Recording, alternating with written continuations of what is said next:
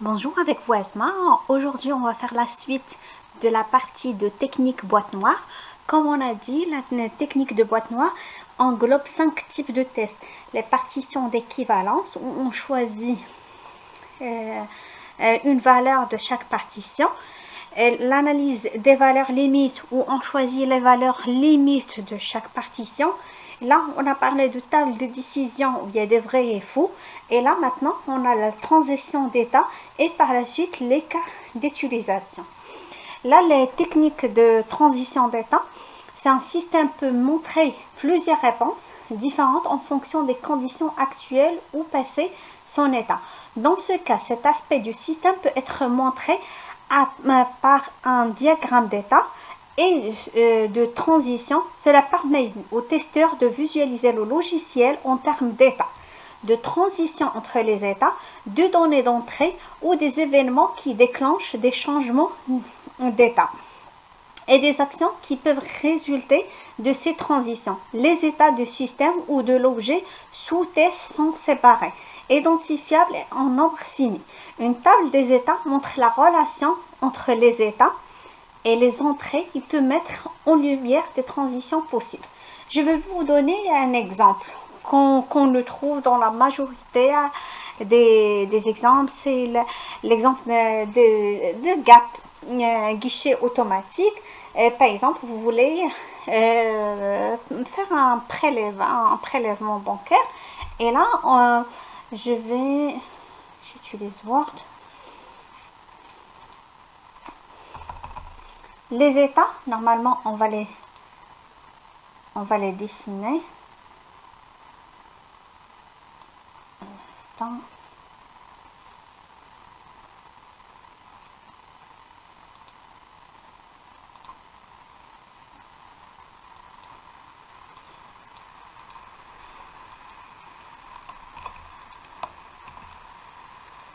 Il y aura des états. La première état, oui, c'est mentionné par exemple, là c'est l'accès au GAP. Là, ici par exemple, on va insérer notre carte. La première chose, on a par exemple, on a la possibilité de saisir notre PIN. D'accord? Si le code PIN est correct, on aura la possibilité d'accéder au menu. D'accord? Et dans le cas où le PIN est KO, il nous demande par exemple de ressaisir le PIN. D'accord? Du coup, ici, PIN pour la deuxième fois. Si après le PIN deuxième fois, si c'est les OK, on aura la possibilité d'accéder au menu. Si c'est un KO, il va nous demander à nouveau de taper le code. Ça, c'est la troisième fois. Si après ça,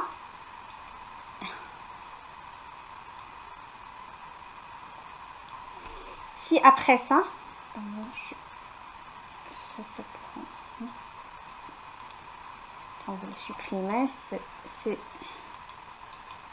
déjà fait.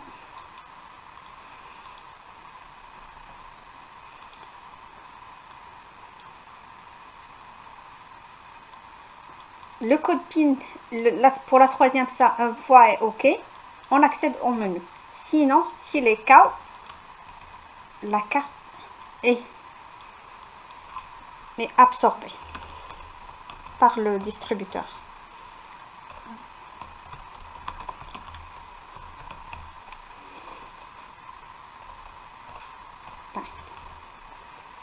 Là,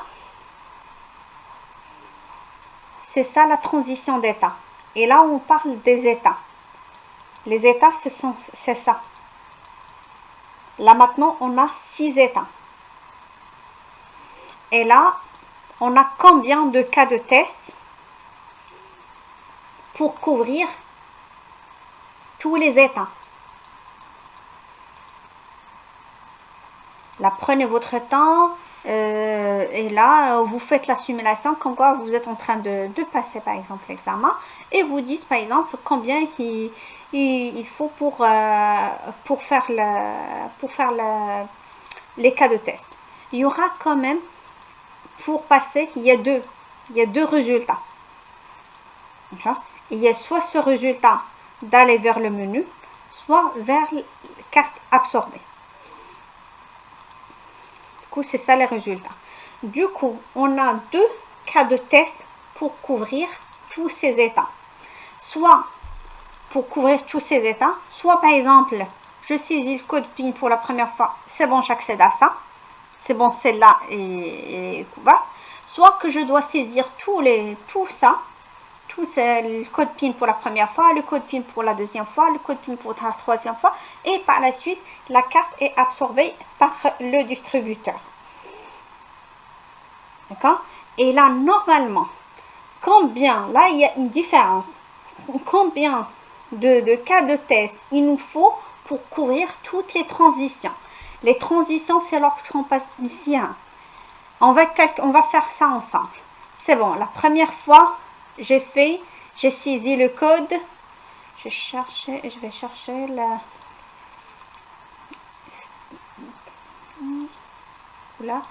la première, c'est comme quoi.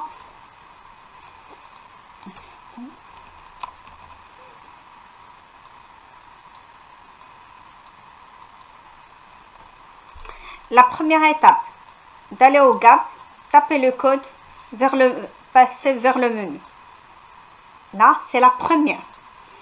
La deuxième, aller vers le gap, taper le code PIN. La première fois, et KO. On passe à la deuxième fois et c'est bon, c'est OK. On a accédé à ça. C'est là la deuxième. La troisième, on a fait la première, la deuxième,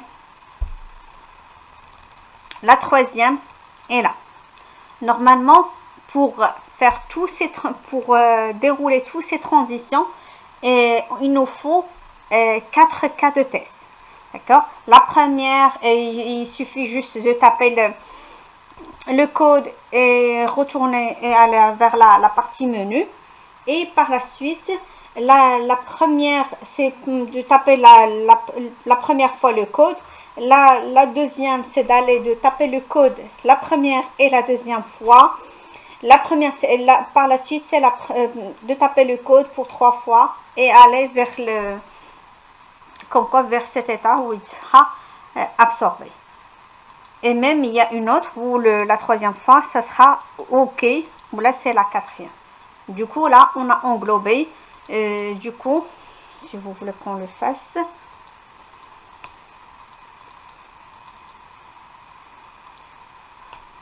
Du coup, d'aller au gap. Code PIN. On va faire PIN 1, PIN 1. OK. C'est bon. On part aux états.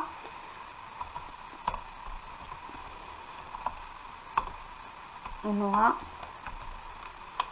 aura la possibilité d'aller vers le menu. C'est ça le résultat. La deuxième, aller au gap. Tapez le code. PIN 1, KO. PIN 2, OK. On va accéder au menu. La troisième, gap. Il y a PIN 1, KO. PIN 2, KO. PIN 3, KO. Carte absorbée. Il y a la quatrième. PIN 1, KO. PIN 2, KO. PIN 3, OK. On va accéder au menu. D'accord? Du coup, c'est ça les 4 cas de test.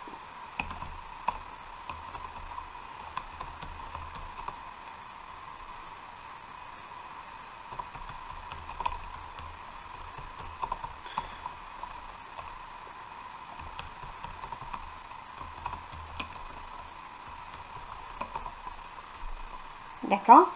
Et là, pour couvrir les états, une pour accéder au menu et une pour accéder à carte absorbée. J'espère que l'exemple est clair. Sinon, je peux répéter d'autres exemples pour ça. Du coup, à noter comme quoi les tests de transition d'état, ce sont ces schémas qui présentent des états. Vous allez trouver sous forme avec des flèches ici. Et pour aller de ça à ça à ça. Et par la suite, pour comment accéder. C'est le même exemple ici. Vous allez avoir soit une banque, soit l'accès à une machine. Mais c'est le même ça. Soit vous avez des étapes pour accéder à un résultat ou la première ou une étape pour accéder directement à un autre résultat. Du coup, ça, on a vu maintenant les techniques de transition d'état. Là, maintenant, il nous reste le cas d'utilisation. On va voir. Le cas d'utilisation décrit l'interaction entre acteurs, utilisateurs et système qui produit un résultat ayant une valeur pour l'utilisateur du système ou le client. Les cas d'utilisation peuvent être décrits à un niveau abstrait, cas d'utilisation métier, indépendamment de la technologie niveau processus métier. Chaque cas d'utilisation a des préconditions qui doivent être atteintes pour que le cas d'utilisation soit exécuté avec succès. Chaque cas d'utilisation se termine par de post-conditions qui sont les résultats observables et l'état final du système après la fin de l'exécution du cas de test, d'utilisation. Là, les cas d'utilisation, si vous avez déjà travaillé avec l'UML, c'est les mêmes diagrammes, c'est les cas d'utilisation qu'on a utilisés en UML.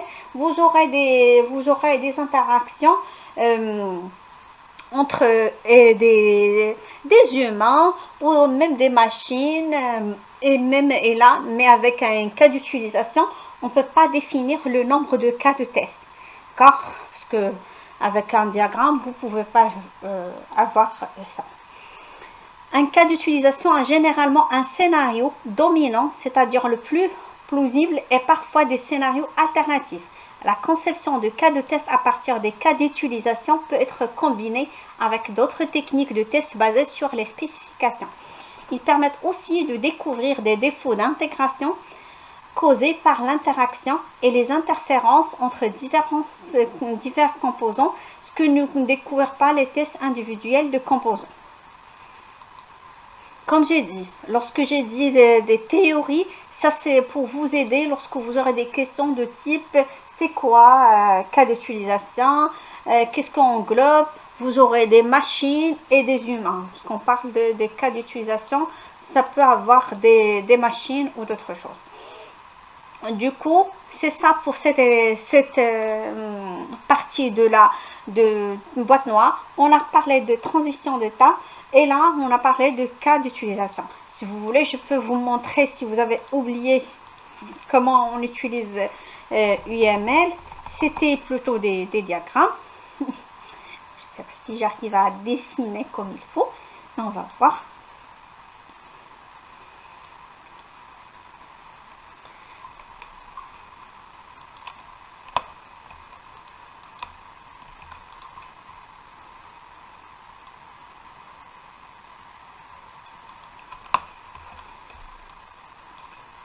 Là, vous aurez ici, par exemple,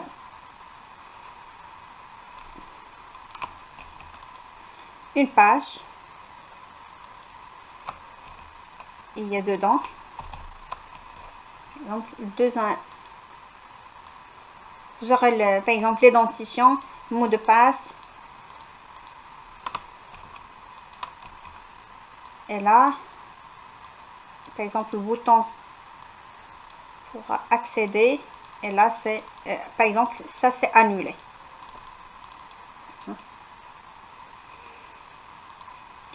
Et là, ici, vous aurez ces interfaces. Et là, vous aurez, par exemple, des interactions entre, par exemple, est-ce que cette personne elle aura la possibilité d'appuyer que sur ce bouton, une autre personne ici, elle a le droit d'appuyer sur les deux boutons parce qu'il a plus de droits.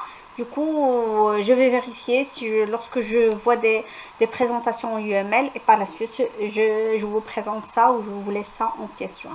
Merci beaucoup pour d'avoir regardé ma vidéo. Si vous avez des suggestions de vidéos, ne laissez pas de laisser en commentaire. Une fois qu'on aura le temps, on va traiter un par un. Merci beaucoup et à la prochaine.